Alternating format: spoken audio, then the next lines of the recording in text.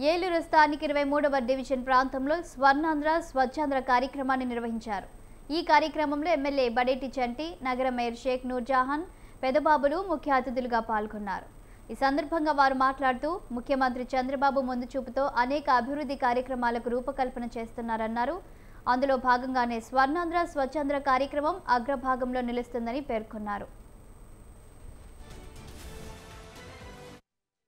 ఉండాలి అంటే మన ఎంత పరిశుభ్రతగా ఉండాలనేది ఒకసారి మీరందరూ కూడా ఆలోచన చేసుకోవాలి. ఎందుకంటే మరి ప్రతి ఒక్కళ్ళు కూడా ఎక్కడైతే మన ఇల్లు కానివ్వండి, మన పరిసరాలు కానివ్వండి, మరి ప్రతి ఒక్కరు కూడా శుభ్రంగా ఉన్నప్పుడే మనం ఆరోగ్యంగా ఉంటాము. మరి ఏలూరు నగరంలో కూడా మరి బహిరంగ మరి అన్ని కూడా టాయిలెట్స్ కూడా ఉచితంగా మరి పబ్లిక్ టాయిలెట్స్ కూడా ఏర్పాటు చేయడం జరిగింది. ఎక్కడైతే మరి పబ్లిక్ రద్దీగా ఉండే ప్రాంతాల్లో, మార్కెట్ ప్రాంతం కానివ్వండి, అలాగే పాత బస్. మరి వ్యక్తిగతంగా ఏదైతే మూత్ర విసర్జన కానీ మల విసర్జన కానీ బయట చేయకోకుండా ఉండాలి.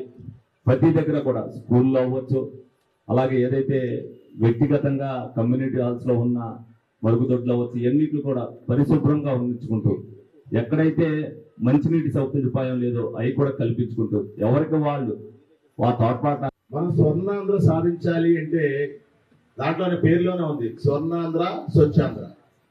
ఎప్పుడైతే మనం స్వచ్ఛాంధ్రగా ఉంటే ఆటోమేటిక్గా మనం స్వర్ణాంధ్ర సాధించేసినట్టే. స్వచ్ఛాంధ్ర సాధించాలంటే మనం ఏం చేయాలి?